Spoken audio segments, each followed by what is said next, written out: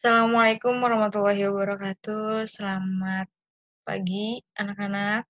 Semoga kalian sehat selalu. Bagaimana dengan liburannya? Semoga menyenangkan. Oke, sekarang kita udah masuk semester 2 atau semester genap. Jadi, sekarang kita harus semangat lagi dalam belajarnya ya. Oke, sekarang kita akan mempelajari tentang organisasi kehidupan.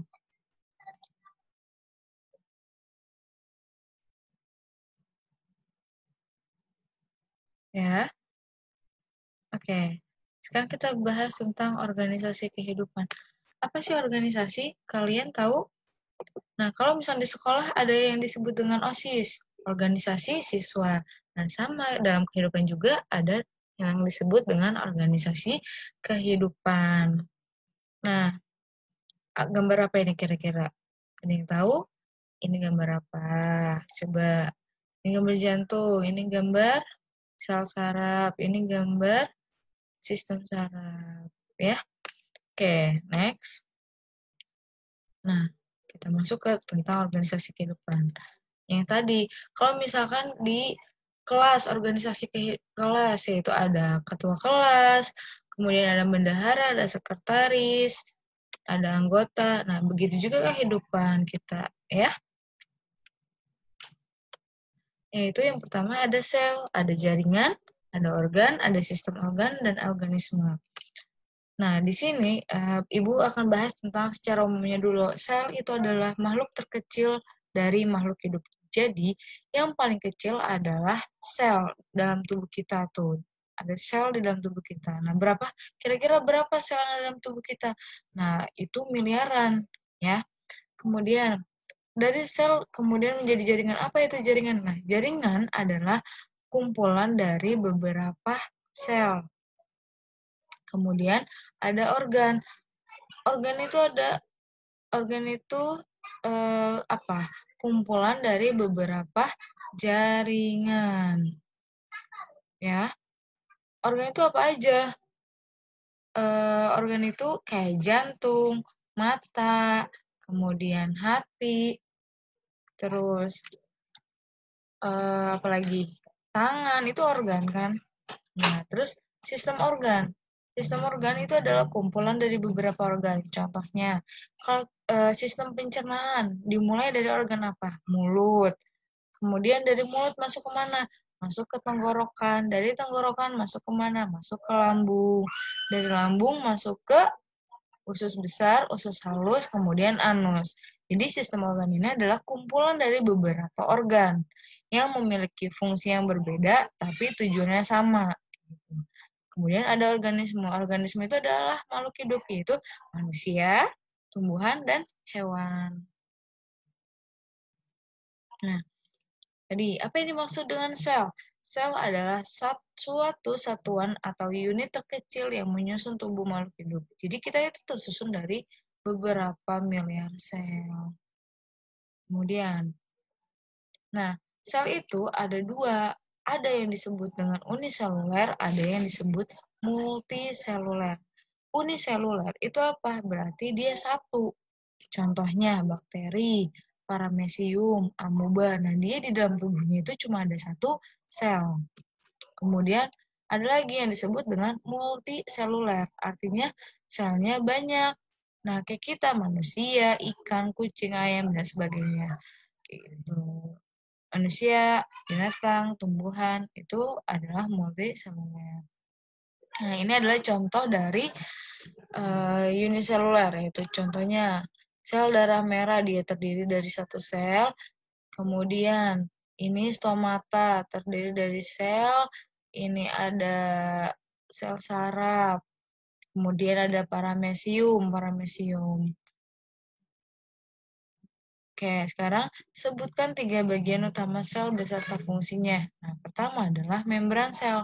Jadi si sel itu, yang pertama bagiannya ada membran sel. Fungsinya untuk apa? Pelindung sel dan mengatur masuknya zat-zat yang diperlukan dan mengeluarkan zat-zat yang tidak diperlukan lagi oleh sel. Jadi membran ini ibaratnya sebagai temboknya. Dia yang mengatur keluar dan masuknya zat-zat ke dalam sel. Kemudian ada sitoplasma. Sitoplasma itu adalah bagian dari organel sel, kemudian dia itu cairan. Fungsinya adalah sitoplasma itu adalah tempat berlangsungnya kegiatan sel. Kemudian yang ketiga ada nukleus. Fungsinya untuk mengatur seluruh kegiatan, termasuk perkembangbiakan sel dan pertumbuhan sel. Dalam inti sel terdapat kromosom yang hanya tampak ketika sel sedang membelah. Jadi sel itu juga di dalam tubuh kita itu nggak cuma diem, tapi dia akan membelah. Yaitu siapa? Yang bekerjanya itu kromosom. Kromosom berfungsi sebagai apa? Pembawa sifat keturunan. Jadi di dalam inti sel nih ada kromosom. Nah, si kromosom ini akan terlihat ketika si selnya sedang membelah. Fungsi kromosom itu adalah pembawa sifat keturunan. Sama di dalam tubuh kita juga kan ada yang membawa sifat keturunan dari orang tua kita, kayak gitu. Nah, nukleus itu adalah yang pusat selnya. Jadi yang mengatur seluruh kegiatan sel itu adalah nukleus. Kayak kita dalam tubuh, yang mengatur seluruh tubuh kita adalah otak. Nah, ada dua, sel hewan dan sel tumbuhan. Lebih jelasnya ini. Ini adalah sel tumbuhan. Sel tumbuhan itu ada dinding selnya, ada selaput plasma, cairan, ada nukleus. Nah, nukleus di sini di bagian tengah. Yaitu yang tadi berfungsi untuk pusat kegiatan sel. Ada RE. RE itu adalah retikulum endoplasma. Ada ribosom, ada sitoplasma yang kecil, ada badan Golgi, ada mitokondria, ada vakuola, ada kloroplas.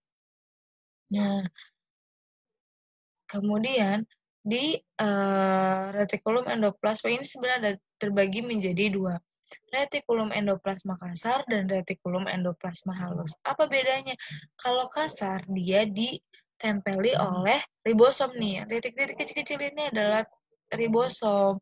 Sedangkan yang RE halus yang tidak ditempeli oleh ribosom. Gitu.